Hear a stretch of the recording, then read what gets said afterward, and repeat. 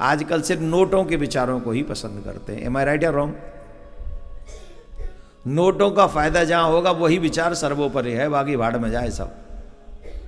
न माँ प्रिय, न पिता प्रिय, न पत्नी प्रिय, न पति प्रिय, न बच्चे प्रिय, न विचार प्रिय। विचार तो बहुत दूर की बात हो गई, सिर्फ पैसा प्रिय।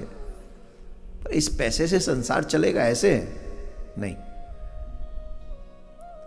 कोई भी राजनीतिक व्यक्ति ये नहीं चाहता कि कोई अच्छा व्यक्ति आगे बढ़े। क्यों? वो बढ़ेगा तो ये पीछे रह जाएंगे।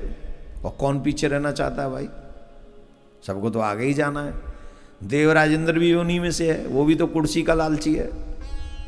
देवराज इंद्र कहते सब कुछ हो जाए ठीक है, पर हमारी कुर्सी पे आंच नहीं आनी चाहिए। तो जब जब कोई दैत्य तपस्या करता है तो इंद्र का मन सिंहासन पहले हिलता है, फिर बाद में उसका सिंहासन हिलता है। रंभ और करम्भ की तपस्या देखकर उसको टेंशन हो गई कि जी क्या लौंजड़ हो गई, अब ये तो नहीं होना चाहिए। ये तपस्या कर रहे हैं, निश्चित ये कोई ना कोई आक्रमण करेंगे हमारे ऊपर। तो करम्भ जो तप कर रहा था जल में, इंद्र ने मगरमच्छ का रूप बनाया और छल से उसको वहां मार दिया। मैं ही मार दिया उसको। अच्छा, मारना वो रंभ को भी चाहता था। रंभ तो तपस्या कर रहा था ना वो भी, तो रंभ को मारना चाहता था।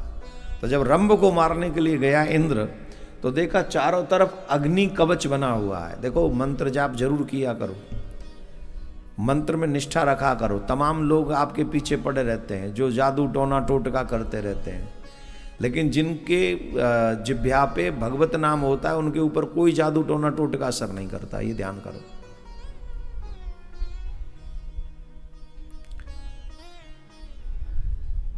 और जिनको लगता हो कि हमारे ऊपर जादू टोना का बहुत असर होता है, हमारी बात मान लो।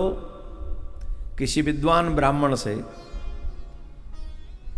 या तो गजेंद्र मोक्ष का कवच बनवा के गले में धारण करो, अथवा नारायण कवच का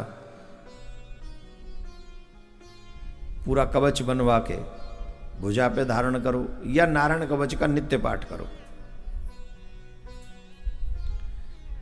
किसी का किया कराया तुम पे असर करेगा ही नहीं।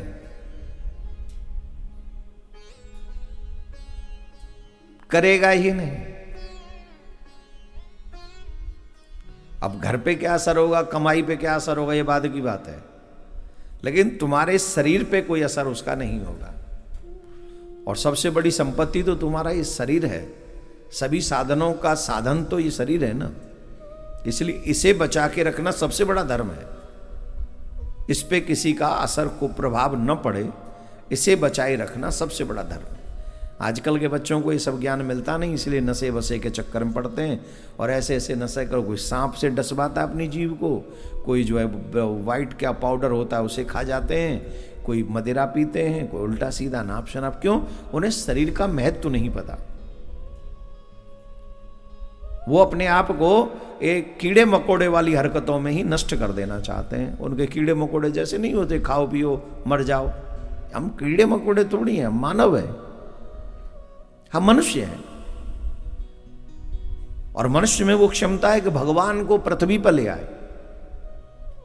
ये क्षमता के लिए मनुष्य में और किसी में नहीं। इसलिए बहुत सावधान होकर हमें मानव जीवन के शरीर को बचाना चाहिए। और ऐसे कोई भी ऐसी चीज मत दो जिससे ये नष्ट हो, जल्दी नष्ट हो। और एक और बात बता दें, देर से उठने से भी आपका शरीर, आपकी आयु नष्ट होती है। उचित व्यवस्था है, सूर्य उदय हो उससे पहले आप खड़े हो जाओ, अगर आयु को बढ़िया ढंग से जीना चाहते हो तो। सूर्य उदय हो तब तक आपका स्नान हो जाना चाहिए और उगते हुए सूर्य को जल देना चाहिए। आपकी आयु की हानि नहीं होगी, आपकी आयु में वृद्धि होगी। हमारे यहां उगते सूर्य को प्रणाम करते हैं, अस्त होते हुए को नहीं। तो जब सूर्य उदय हो रहा हो तब उठो, तब तुम स्नान करके उनको जल दो, तुम्हारी आयु भी स्वस्थ रहेगी, निरोगी काया प्राप्त होगी और तुम अच्छा स्वस्थ विचार के साथ जीवन जी सकोगे। ये सब ऋषियों की व्यवस्था है। पर करें क्या, आज़ादी के बाद कुछ लोगों ने हमारे ग्रंथों को, हमारे संस्कारों को बच्चों से दूर रखा। उनका उद्देश्य था उन्हें बर्बाद करना और वो अपने उद्देश्य में सफल भी हो गए, बर्बाद भी हो गए। आज ग्रंथों की बात करो तो कितने बच्चे गालियां देना शुरू कर देते, अच्छी बात बताओ तो बुरी बात बता के उसे प्रचारित करते हैं। अभी हमने शायद पहले या दूसरे दिन बात कही थी, जिस हिसाब से गैस का माहौल चल रहा है हमें सतयुग में वापस आना पड़ेगा। कही थी कि नहीं कही थी? चूल्हे पे ही आना पड़ेगा, कहा था। और कई लोगों को उसमें भी मिर्च लग रही। अरे ये देखो बाबा लोग चूल्हे पे लाना चाहते हैं कमाल है। अरे हम क्या कह रहे हैं, किस उद्देश्य से कह रहे हैं, किस भाव से कह रहे हैं, उस भाव को तो समझो। अच्छा चलो ईमानदारी से बताओ, सपोज ये गैस खत्म हो गई होगी, जैसे इस हिसाब से लड़ रहे हैं ये आपस में, क्या करोगे? कहां से लाओगे गैस बताओ, ईमानदारी से बताओ। सरकार कोई इंद्र है? इंद्र बैठे हो सिंहासन पे, तुम आप प्रधानमंत्री बन गए। वरुण बैठे हो, अग्निदेव बैठे हो, सूरज बैठे हो, कहां से आवेगी गैस? मैं तो यूं कह रहा हूं 5 प्रधानमंत्री बना दो, अपोजिशन वालों को भी बैठाल दो, इनको भी बैठाल दो, सबको बैठाल दो। अब इनसे कहो गैस लाओ, कहां से लाएंगे? धरती चीरो, कहां से लाएंगे? चूल्हे पे आना पड़ेगा कि नहीं आना पड़ेगा? मैं तो नहीं चाहता कि कोई भी असुविधा मेरे सनातनी पूरे देश में किसी को नहीं होनी चाहिए, पर विपत्ति कब आएगी कोई नहीं जानता। देवता तुम्हारी सहायता तब करेंगे जब तुम धार्मिक होगे। क्लियर सुन लो, इस पृथ्वी पर देवता तब तुम्हारी सहायता करेंगे जब वो तुम धार्मिक होगे। तुम अधार्मिक होगे तो देवता तुम्हें अपनी हालत पे छोड़ देंगे कि तुम भोगो तुम्हारे कर्मों का फल जो भोगना है। चाहे वो प्रधानमंत्री हो, चाहे तुम हो, चाहे वो मैं हूं। बचेगा प्रधानमंत्री भी नहीं, बचेंगा हम भी नहीं, बचेंगा तुम भी नहीं, कोई नहीं बचेगा। और जो धार्मिक होगा वो गुफा में बैठा हुआ बच जाएगा उस विपत्ति काल में। देवताओं के आश्रित रहने पर, सत्कर्मी होने पर, मंत्रों की शरण ले लेने पर मनुष्य की सुरक्षा होती है। अब देखो ये जो रंभ है ये तपस्या में बैठा है, नहीं पता इंद्र मारने आ रहा है, लेकिन इंद्र प्रवेश नहीं कर सका। क्यों? चारों तरफ अग्नि उनकी रक्षा कर रही थी, रंभ की चारों तरफ से अग्नि प्रज्वलित थी, नहीं मार सका। वापस जाना पड़ा इंद्र को। इंद्र वापस गया, और जब इंद्र वापस गया तो कुछ समय बाद अग्निदेव प्रकट हुए और कहा कि हम तुमसे प्रसन्न हैं, तुम हमसे वरदान मांगो। उसे पता चल चुका था कि मेरे भाई को इंद्र ने मार दिया है। तो रंभ ने कहा मुझे एक पुत्र चाहिए, और वो ऐसा पुत्र होना चाहिए जो देवताओं के दांत खट्टे कर दे, बढ़िया वाला होना चाहिए, पता चले ब्रह्मांड में कि हमारा बालक है। अग्निदेव ने कहा एवमस्तु, ऐसा ही होगा। अभी तुम जब वापस जाओगे, किसी भी सुंदरी को देखकर जब तुम्हारा मन आसक्त हो जाएगा, उसी से उस सुंदर बालक की उत्पत्ति होगी, जो बहुत बलवान होगा, तुम्हारा स्वयं बढ़ाने वाला होगा। आशीर्वाद, ठीक। अब महाराज रंभ वापस आ रहा था, वन में से तपस्या करके आ रहा था। एक महिषी बहुत सुंदर थी। महिषी माने 4 पांव वाली पशु, अगर अपनी ब्रजभाषा में कहें तो भैंस। ये तपस्या करके आ रहा था। वो महिषी बहुत सुंदर थी, बहुत सुंदर थी। इसका मन आसक्त हो गया उस महिषी पे। आजकल जीवों में भी वो सामर्थ्य नहीं, पशुओं में भी वो सामर्थ्य नहीं। ये पुराणों में घटना सच्ची घटनाएं हैं, लेकिन उस समय के जीवों में भी अलग सामर्थ्य थी। ये कथा हमने सुनाई नहीं है, कल कथा क्रम में हम पढ़ रहे थे। सूर्य की पत्नी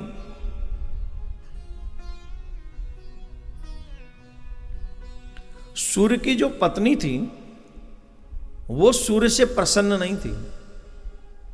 जानते हो क्यों?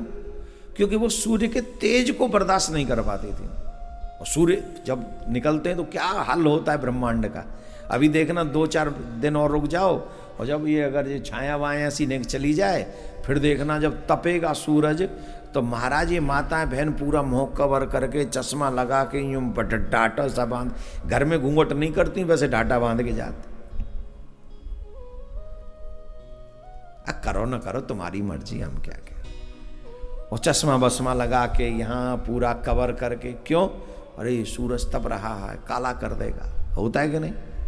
अब वो बेचारी उनकी पत्नी का क्या हाल होता होगा, उन्हीं के पास में ही रहते। तो बहुत दुखी थी, बहुत परेशान थी वो। विश्वकर्मा की पुत्री बहुत दुखी रहती थी। तो एक दिन रूठ के चली गई अपने पिताजी के यहाँ। पिताजी ने भी समझा बुझा के भेजा, ऐसा नहीं, देवियां तो पिता के घर बहुत कम दिनों के लिए ही सुख पाती हैं, हमेशा के लिए सुख तो पति के घर में देवियों को मिलता है। अब पिता के उपदेश को भी नहीं टाल सकते।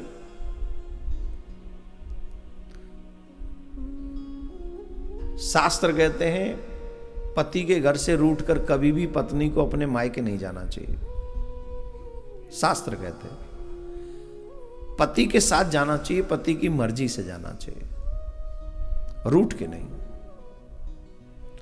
जिस घर से देवी रूठ कर अपने मायके जाती है, उस घर से लक्ष्मी और सुख समृद्धि सब रूठ जाती है।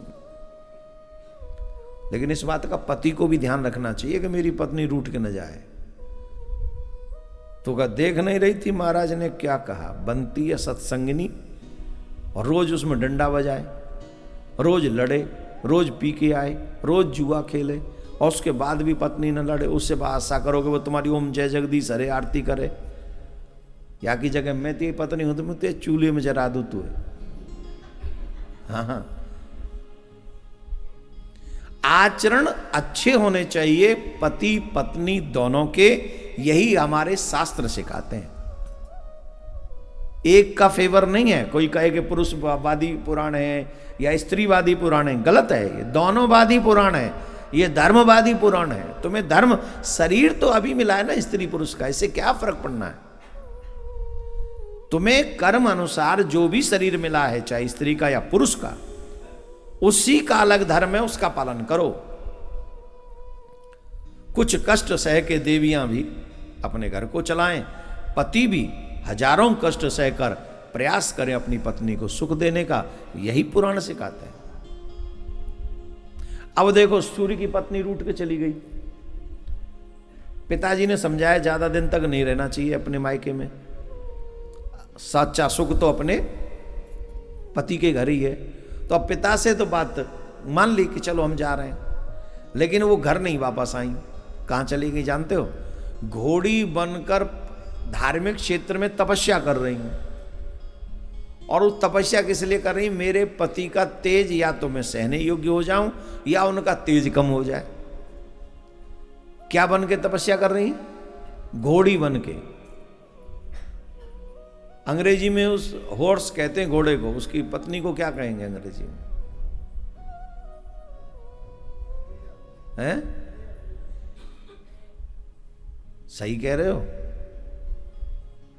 हॉर्स की वाइफ कह लो। घोड़ी बन के तपस्या कर रही हैं।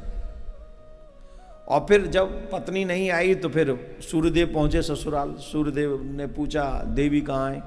बोले यहाँ आई तो थी, हमने समझा बुझा के भेज दिया है, पर अभी तक पहुंची नहीं। बोले नहीं। तब सूर्य भगवान ने ध्यान किया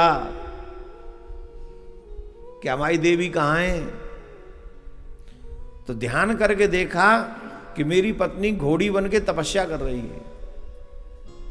किनकी पत्नी? सूर्य भगवान की पत्नी। ये मैं बात बता रहा हूं कि जो लोग ये भेद समझ रहे होंगे, बताओ ये तो भैंस में ही आसक्त हो गया। इन अर्थ को समझाने के लिए मैं बात समझा रहा हूं आपको।